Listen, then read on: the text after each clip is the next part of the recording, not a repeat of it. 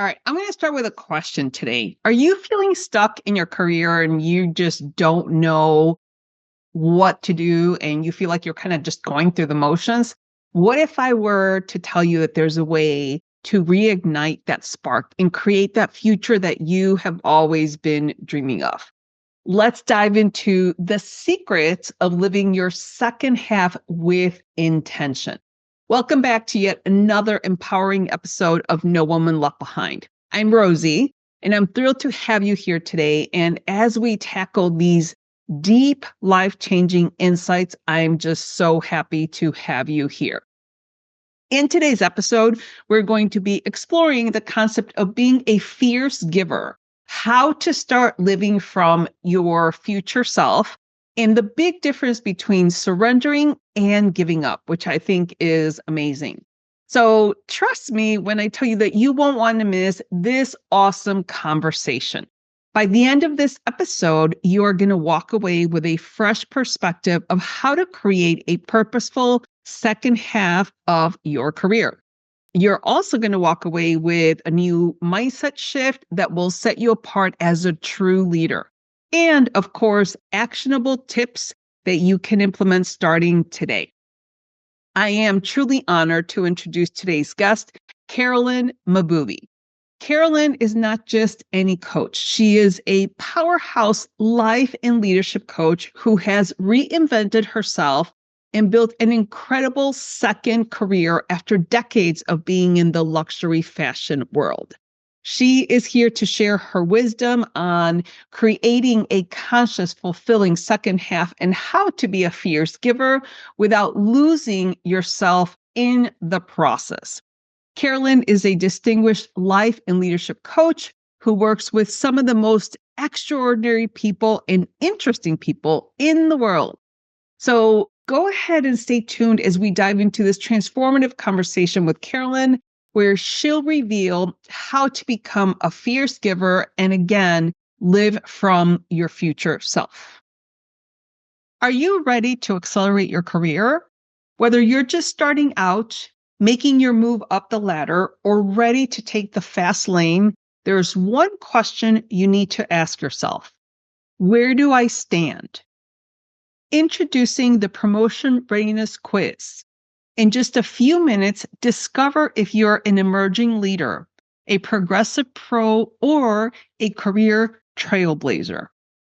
Get tailored tips and strategies to help you grow, elevate your skills, and move forward faster. Curious? Take the quiz now and step into the next chapter of your career with confidence. Unlock your potential today. Your career breakthrough starts here.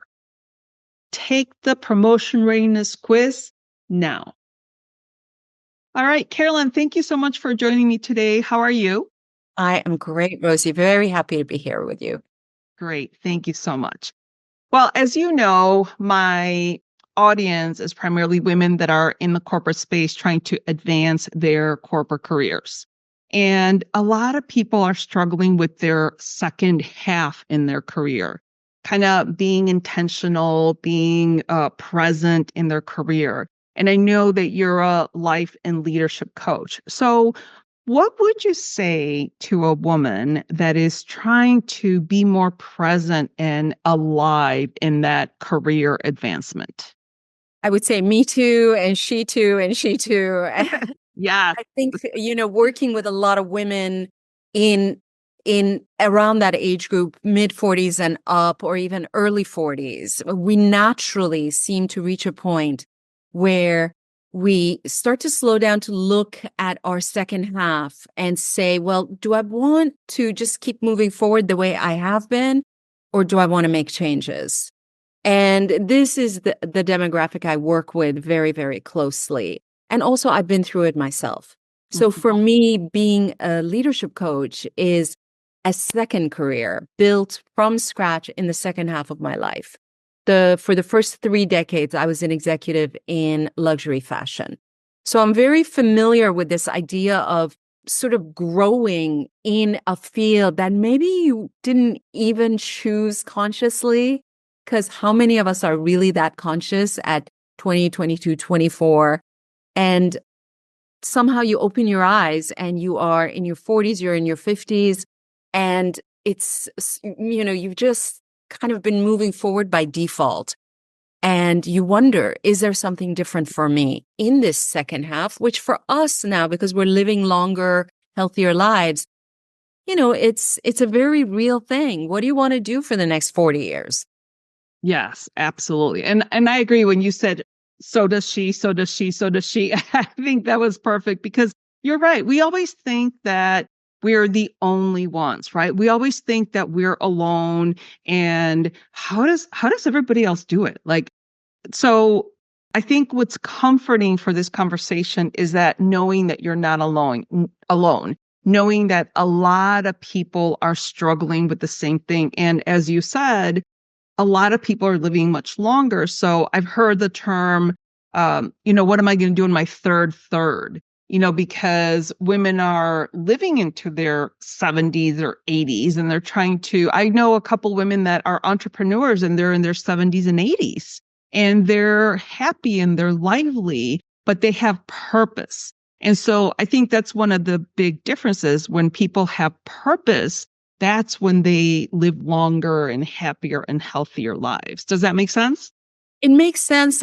And I would say be careful of the word purpose because for two reasons. One, our purpose changes. Your Yes. purpose at 48 is not the same as your purpose at 28, likely. So, we are a work in progress, especially as women who, maybe have children, get married, get divorced. We are in different life stages. Our purpose changes. So, I don't want someone to hear that word and be like, oh, I don't know what my purpose is. How am I going to find my purpose? There are ways to do that. This is why people work with coaches and are in groups and so on, because you can narrow it down. Yeah. And also, it's not enough. Purpose is not enough. Say more about that. We need skills. We need habits. We need systems. It was one of the Stoics who said that we don't rise to the level of our goals. We drop to the level of our systems. And, this is why it's really important to do the work of creating the kind of systems that takes your purpose and operationalizes it into a real thing in life that brings you satisfaction. Whether it's God. Does that make sense? Yes, that makes a lot of sense because, at the beginning of the year, everybody sets their goals. But if you don't have those routines and those tasks attached to your goals, then like you said, it could just be writing on a piece of paper that just sits there all year and nothing gets done. It could still be your purpose, but if you don't take action, then nothing happens. So I think that's a great clarification. Okay, so I know that you also talk about being a fierce giver. And I want to talk about that. And the reason why I want to talk about that is because I have heard that some women are very competitive within their, companies, with their peers, with other women. And I understand the competition, the competitive, the wanting to be at the top. But the way I look at it, if I'm at the top, I'm going to pull people up with me, especially women. And so when you say, how can we be a fierce giver? Talk to us about that. You have a podcast that you've named No Woman Left Behind. Yes. Right there, that tells your story. It says that I am that person that is going to pull you up with me. Mm-hmm. Not everybody, man or woman, is like that. And I originally, as I was thinking about giving in leadership and the kind of leaders that exist, and keep in mind that, I started working in a time in the 80s and 90s and the early 2000s where I would hide the picture of my children. I wouldn't put it on my desk.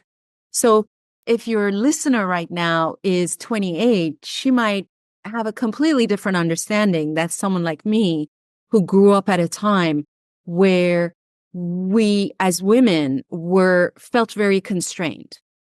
Yeah. Today it's a different story. And leadership in the workplace and in life in general has everything to do with your team.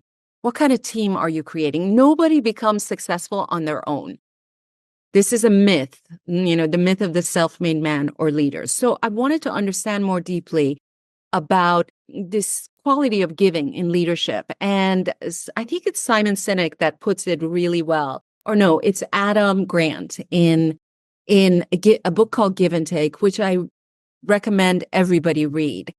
And his research shows that there are three kinds of givers in the world. There is the sort of the selfless, well, let me put it this way. There's three kinds of people interacting with the world: givers, takers, and matchers. And those are exactly as they sound. People like yourself who are natural givers, people who take, we all know one or two of those people. And then matchers are really interesting. They're always calibrating to match what they give to what you give. And, they don't want to give more. They don't want to give less. Can you think of someone like that in your world? Oh, yeah. Okay. Yeah. Okay. So let me ask you this. When they research the leaders of the top companies in the world globally, who do you think turned out at the top? What kind of leaders? Takers, givers, or matchers? I'm going to say givers. Givers. Okay. Because that's a natural default for you. Most people say takers or matchers. They don't think givers. So you're absolutely right. Givers are the top leaders. Who do you think are the bottom 30%? Show up in the bottom 30%. I'm going to say the matchers. So the bottom 30% is also givers. Oh, And really? that is what really, for me, got me to start thinking, well, how is it that givers are at the top, but they're also at the very bottom? And the answer is the givers at the top give very differently than the givers at the bottom. The givers at the top are the people I call fierce givers. Okay. And the people at the bottom, I call selfless givers. Fierce givers are always giving to others, but they themselves are also in the equation. They do not give at the cost of taking from themselves and making themselves less or exhausted or unavailable. Strong boundaries. They have strong communication skills. They empower. So these are the leaders that help you to learn how to fish rather than give you the fish. Got it. And then the leaders at the very bottom, the selfless givers, it's as it sounds. They have removed their own self from the equation. They are the ones that give and give and give until they fall off a cliff. And by the way, this could be a mother, this could be in a marriage. It's not just work. And they are the ones that are doing everything for others. And they think that that's the way there's a lot of people pleasing going on for them. They care a lot about what others think. So their giving ends up having them look at best like they're a doormat, and at worst, like they are totally ineffective. These are the leaders whose teams say, yeah, she's such a nice person, but not a great leader. Okay. And that's the difference between a fierce giver and a selfless giver. That makes a lot of sense. So if you find yourself being in that selfless giver, what are the things that we need to do? Do we need to establish boundaries? Do we need to get better communication? Like, how do we get out of that trap? Yeah. So the first step is just recognizing this difference, because most selfless givers don't even know that there is a different way to be. For givers, the word selfish is like kryptonite. Yes. To be called selfish is like the worst thing you can be called, right? Okay. So selfless givers need to understand that it is not selfish, okay, to have boundaries, to create an operating system for yourself and share that with others so others can respect it as well. They need to know that it's not selfish to take care of yourself first and put on your oxygen mask first. For real, they need to understand that. And then once they understand that, the rest is about learning the skills. the number one skill is having difficult conversations. They usually circumvent having difficult conversations and pay the price down the road. They say, well, it's okay, I'll do it myself, or it's just this once, or, she's so busy, I get it, I can do it. But really, they are conflict avoidant. And that's what they want to work on with a professional to change. Got it. I like that. I like that that whole framework of either you do it now or you do it later, but you're going to pay the price if you don't do it, right? Yeah, some things do not age well. And difficult conversations is one of them. They just become more difficult down the road. So I know. Imagine a space where your career aspirations are supported by a community that truly understands your journey. A space designed for women like you, ready to elevate their careers. Our monthly membership isn't just about career advancement. It's about growing confidence, gaining clarity, and building lasting connections. From expert training and monthly workshops to a custom career roadmap, everything you need to climb higher is within reach. Join a supportive community where group coaching and networking turn your professional goals into achievable milestones. Celebrate your wins, big and small, with a network of women who are as invested in your success as you are. Are you ready to unlock the leader within? Join us, and let's be brave, be bold, and take action together. So I know you also have, and this might kind of go into the next conversation, acting amateur instead of acting like a pro. So, for example, not wanting to have a difficult conversation. To me, that's more like you're acting like an amateur by not wanting to have the conversation. But how do you go from that acting like an amateur instead of acting like a pro? Or tell us about that. So going from amateur to pro is a mindset. And I use it with, the second group I work with very closely, which are young adults. By young adults, I mean, they could be 34 years old, but they still haven't transitioned to adulthood, which for me is another word for turning pro. Okay. Mm-hmm. So you do not become an adult and you do not turn pro because your age increases. You do that because you begin to take responsibility for behaving a way, developing the habits, cultivating the skills that has you showing up like an adult in life or like a pro in life. And we have to teach our children. And then now, also because of a whole generation being raised, not having conversations, looking at their phone, right? To have conversations, to have difficult conversations. Because until you develop a number of skills, and this is one of them, I can share more with you, you're not going to be an adult. And your parents are going to call someone like me and say, oh my God, my kids went to the very best schools, graduated from Harvard and Stanford. They are just wonderful human beings. And they are sitting on the couch and they don't know I don't know what to do. What else can I do? I gave them everything.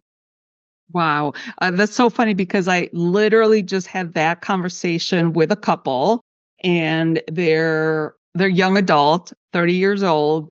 And I was kind of puzzled because I'm like, why am I having this conversation with you and not with her?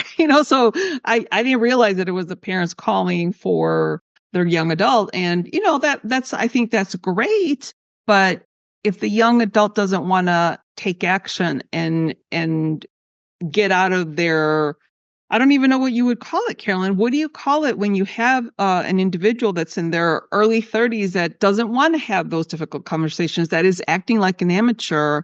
What are some of the things that parents could do? Because I know those parents, and kind of like what the example that you said, they're not the only parents that are dealing with this. So what do we do with those young adults that are not, I'm going to call it launching per se, and really stepping into that, taking responsibility for their actions? I know young adults, and I know several of them that don't even want to call a doctor. They don't want to call to dispute a bad charge on their credit card, things like that. So what would you say to that? Yeah. They're not alone. I mean, it's an epidemic, Rosie, in our time. So they're not alone. And always the parents call first, almost always. And you're absolutely correct. Unless the child is enrolled, nothing's going to change. But the way it usually works with me is the parents will reach out. I'll have a conversation with them and I'll say, look, your kid has to decide if they want to make this change, and then I'll have a conversation with their child, 1 or 2 or 3, whatever. And then we decide if they want to move forward. And I don't talk to the parents again. All the coaching is with, the child. Having said that, as to answer your question, what can they do? They are literally missing the skill that seems so easy to you and I, picking up the phone and contesting a credit card charge may seem like, oh, like, why are you not doing it to us? But if you have never done it and you have this fear of difficult conversations and conflict, which feels very real for them, okay, it's a very real fear, then you're not going to do it. And you're not going to tell your parent, you know what, I'm afraid. I feel sick to my stomach when I think of doing this. You're not going to say that because you feel ashamed and you feel bad. Your parents have done everything for you. And, you're beginning to really think there's something wrong with you. And I don't believe there's anything wrong with them. I just believe they miss the whole set of skills and also priorities. So, as parents, we give our children hopefully 3 things over time before they go into the world. We give them resources, and our generation has been over and above when it comes to resources. We have thrown everything at our kids, right? And then the second is prioritization and values. Like, let your kids understand what matters, what is really important, what is non-negotiable. We haven't done such a great job of that. Mostly they've been getting those messages from social media and the outside world and their friends. And then the last is skills. And we've given them no skills because we have been helicopter and bulldoze parenting them and doing everything for them. So it is not unusual for me when I'm on the phone with a young adult who's, if I say, hey, will you, call the credit card company, say, blah, blah, blah. We go through all that. I say, so why don't you pick up the phone now? Let's do it together. And at first their eyes get all big, like, oh shit, I don't want to do that. And then I say, yeah, no, let's do it together. It'll be done. You won't have to worry about it. They get on the phone and I can tell that they've never done this and they don't know. So I literally will take them through it and they come out the other side confident. So I ask the parents, what do you want for your child? They say confidence. That's what's missing. And I tell them confidence is a result. It's not something I can give to your child, but it is something they will be able to access on the other side of the actions that I can help them take. So I hope that answered your question. Yes, no, it definitely does. And now that I think about it, so women come to me and they're like, Rosie, show me, to your point, how to be confident so that I can work on my career. And I'm like, actually, it's kind of two in the same. The way, in real estate, people always, know the common phrase, location, location, location. I tell them in career advancement, it's preparation, preparation, preparation. And the more you prepare and the more you gain those skills, the more you gain the confidence. And then once you have that confidence, then, and you've done all the steps, then you create what I call as the custom career roadmap. But once all that's done, you're confident because you know yourself. You've already done all the steps. You worked on your resume. You've worked on your story vault, whatever all is involved. And that's exactly what you just said. Like, if you teach them how to do the skill and the more they practice on that skill, that's how they gain the confidence. So I think that's a great point for you to bring up, because confidence is one of the things that women are seeking in order to advocate for themselves in the workplace. So I think that's a great point to bring up, because you're right. We can't teach you the confidence. We can teach you the skills. And once you're learning and mastering those skills, that's how you gain confidence. So I think that's a great observation on your point. And to that, I would add that you're right. Preparation is very, very important. Preparation is one of the other principles that distinguishes amateurs from pros. Amateurs are always winging it. They're always like hoping and winging and praying and manifesting, right? Look, prayer is good, manifestation is good. I get that. But pros prepare. Yeah. Pros do their homework. And I would add to that no matter how prepared you are, you need courage. So I'm not asking my clients for confidence. I am, however, asking them for courage. And I have a lot of compassion for them.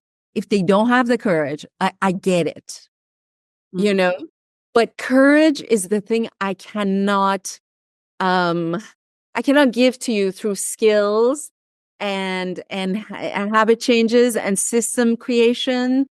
Courage is the thing you have to pull out of yourself. You have to draw out of yourself, do that thing, and then I'll meet you on the other side.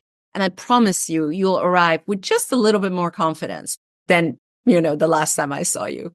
Absolutely. And who is it? Mel Robbins, she has the 5-second rule, 5, 4, 3, 2, 1, and then do the thing that you've been so afraid to Yes. do. That's a great little tip that people can use when you're avoiding doing something. Just do 5, 4, 3, 2, 1, and then do the thing. So I think that's how you can summon that courage out of yourself. So absolutely.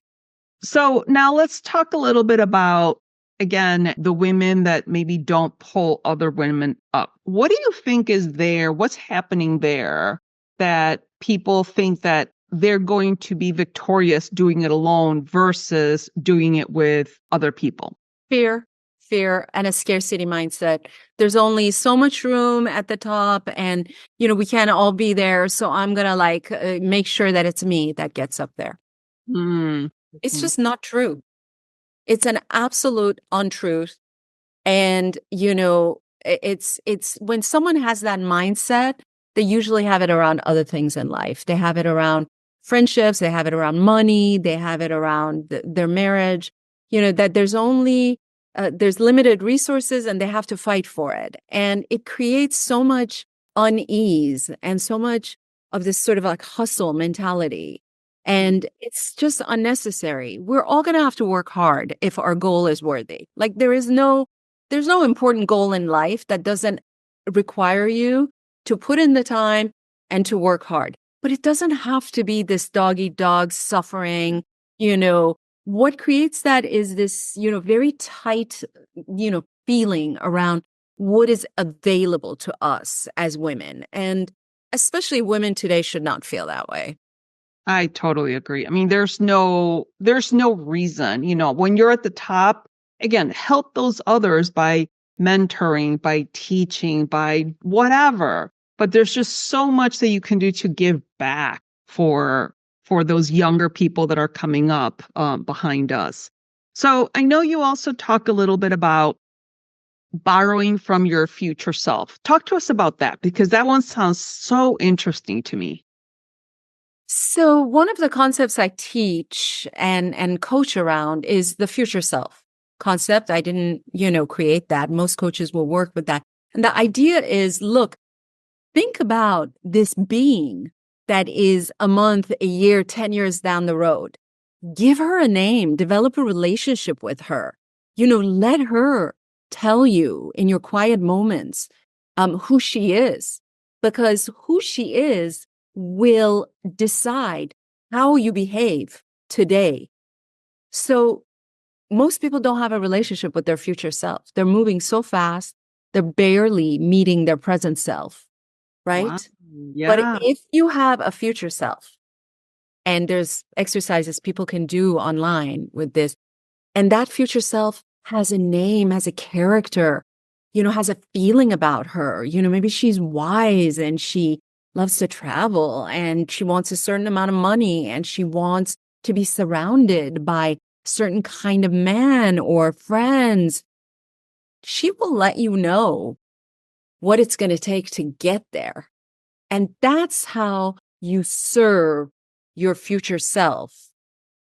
Now, borrowing from your future self is when you do something today thoughtlessly saying that your future self, assuming your future self will take care of it. I'll take care of that later. So Mm, your future self is always paying for your actions today, but you're always in debt rather than in a surplus.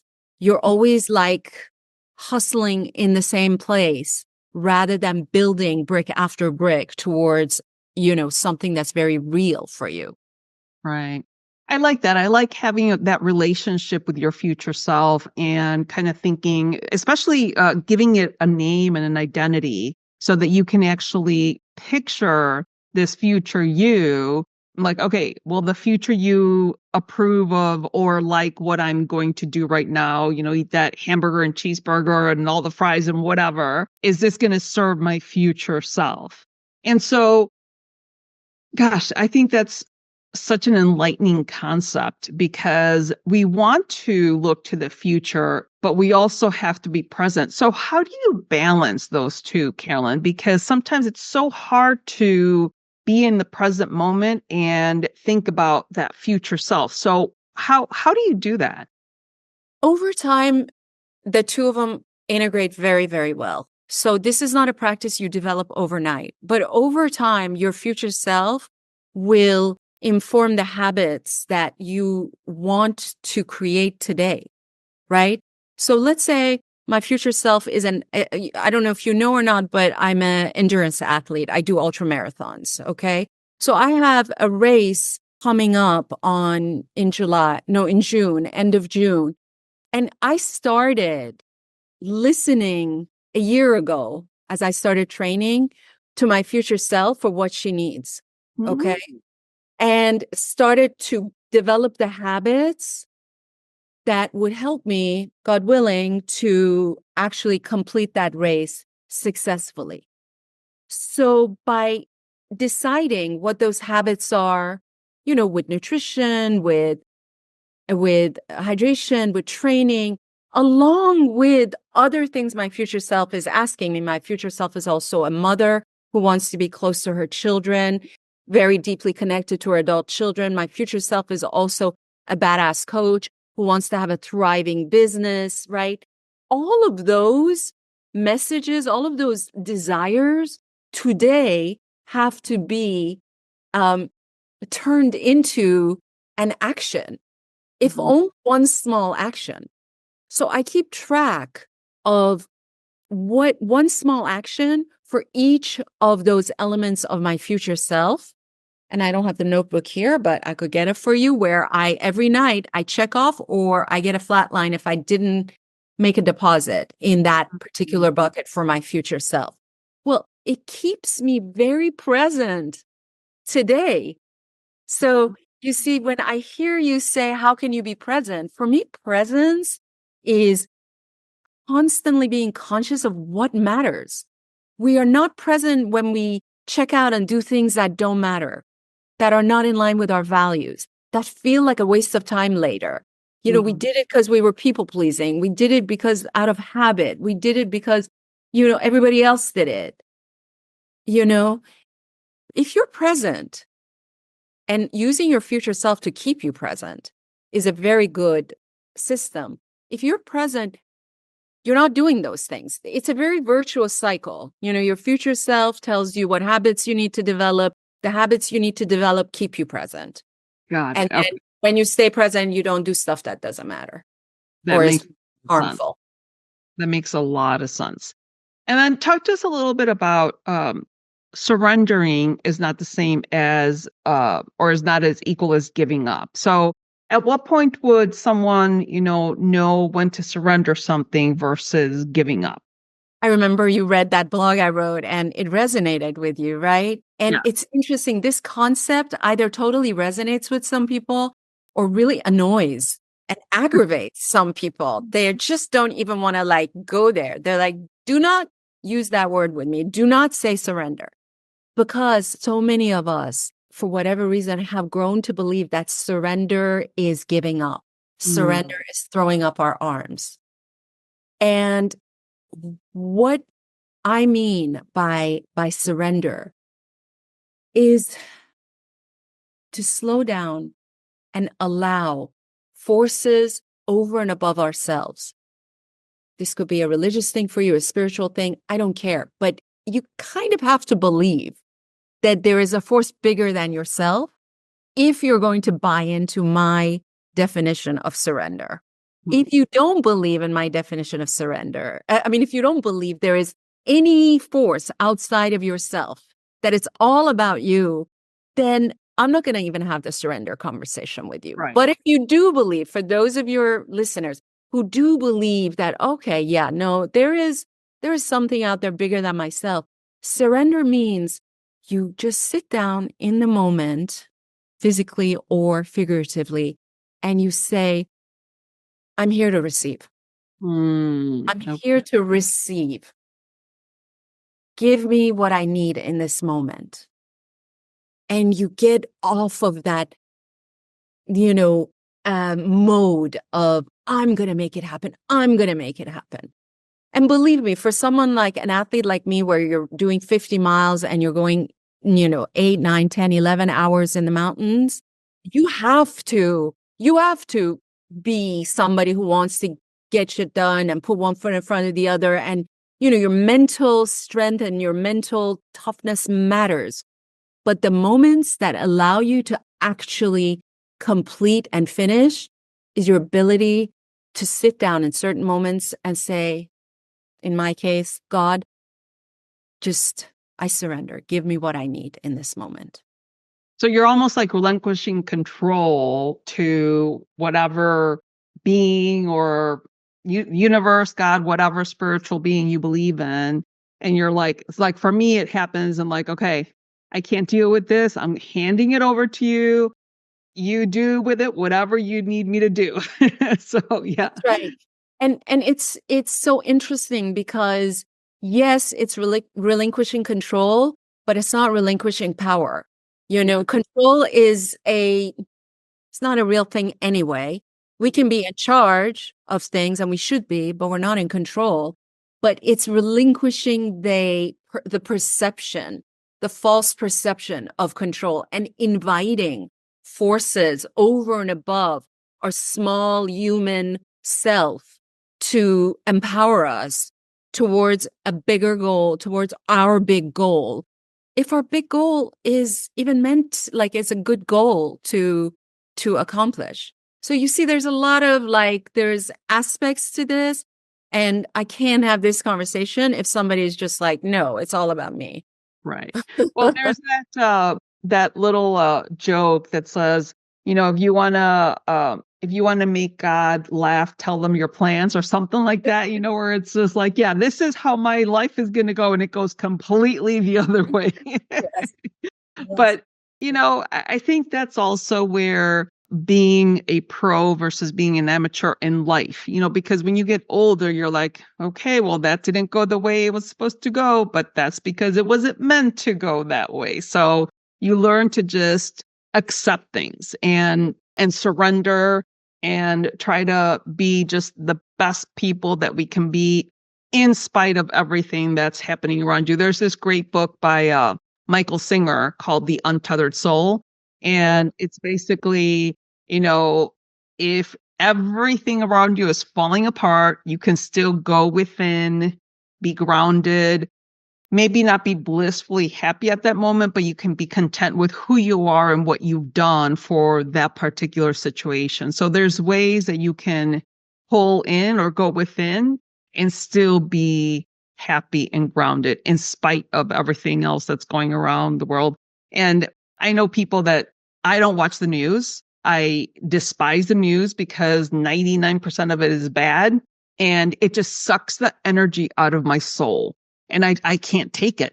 And so I find news from my husband, my sisters, my siblings, family around me, and I'm perfectly okay with that. And I know a couple of people that are like, well, yeah, but you're like not being informed, you're not being responsible. I'm like, that's okay. That's okay for me. I'm okay with that.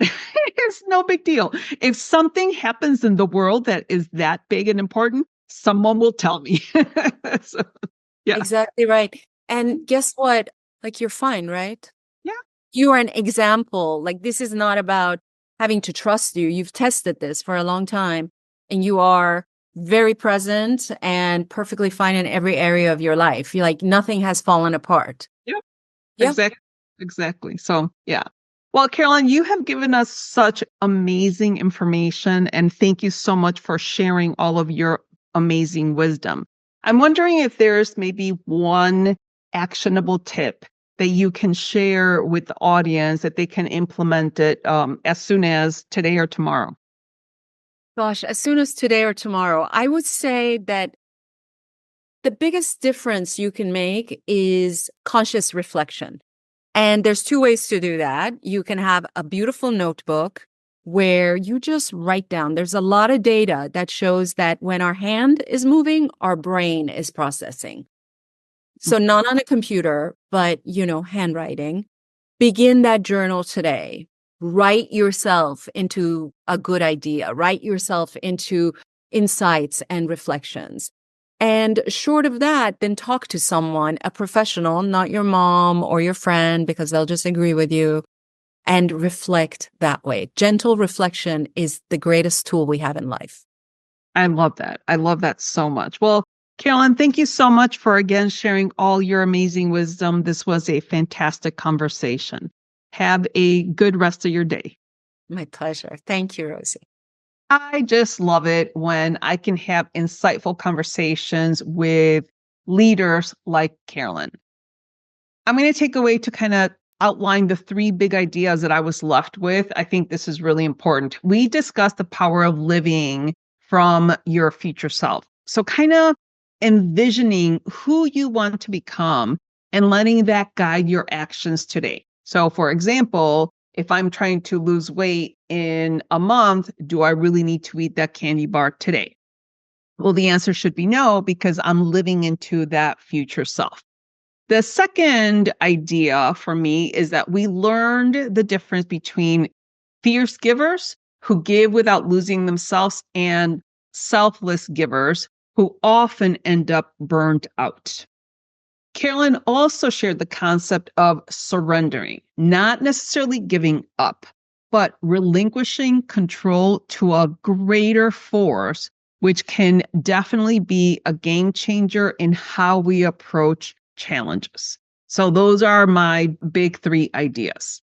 And Carolyn's actionable tip for today, it is gentle reflection. She says, start journaling today or find a professional to reflect with. I mean, therapy is always good for everybody, right? But nowadays, there are so many coaches like myself. I'm a certified high performance coach, or Carolyn, who is a life coach.